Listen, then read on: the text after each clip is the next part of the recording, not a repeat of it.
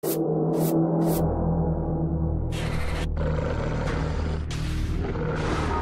Formula One car is a beautiful piece of engineering, but behind that beauty is a beast. One question I get asked more than any other is how difficult is it to drive one of these machines?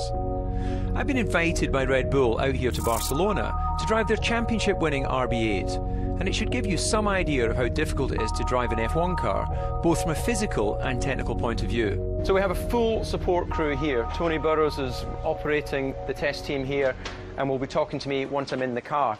We're going to give you some different camera angles today. We're going to be able to show you how the driver's feet are working on the pedals. We're going to show you how the start procedure and the use of the hands. We're also going to give you a little insight. You never get the chance to see the driver being strapped into the car. And this is a very intimate relationship. Look, I can almost reach out and kiss him. So once the intimate banter is put to one side, the driver's positioned in the car, helmet would go on, of course, and then I would be talking to Tony. Tony would be telling me what the procedures are for whatever the testing happens to be. The first test we're going to do is a start procedure. So I'll get my helmet on, Tony will talk me through, and we'll have some great angles for you. Going down the pit lane, and just do a quick systems check, make sure you've got brake pressure, all the systems are operating as to be expected. Now, when you're on a parade lap around to do the start of the Grand Prix, clearly you don't have as much tire temperature.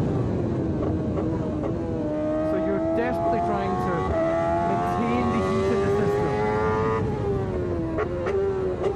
Coming towards the end of the lap here, any adjustment to the engine would be done now. Whatever mode that you start with the engine, then you have to operate in that engine mode for the first few laps of the Grand Prix. So you'd wait for the last car in position call to come. You would then look up to the lights, the first red light would come on, you'd start to build your RPM. And then release the clutch. And that wasn't too bad to get away. Once you get past the point of wheel spin, then start to position yourself. Run down to turn one, looking in your mirrors, making sure that no other cars are there.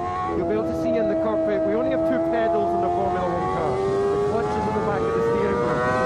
Into turn three, which is a mighty corner, huge amount of G-load. Opening the car, fighting the steering, using all of the road.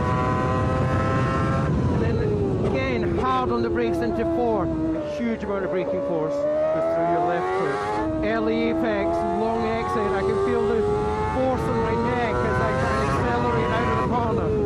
Dropping down into the hairpin, a slow corner, a moment to take a breath. Up the hill, this is not a holiday destination. This is brutal in this car.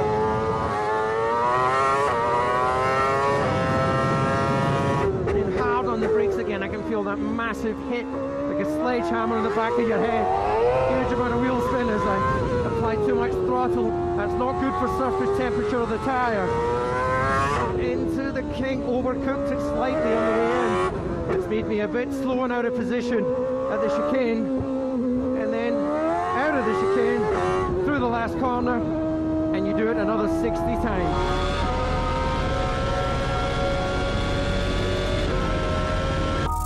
So a great reminder of the physical challenge that these drivers are under. And the truth is, it's really, really difficult. The physical loads that are required and the fitness that these drivers have is what makes it really, really difficult.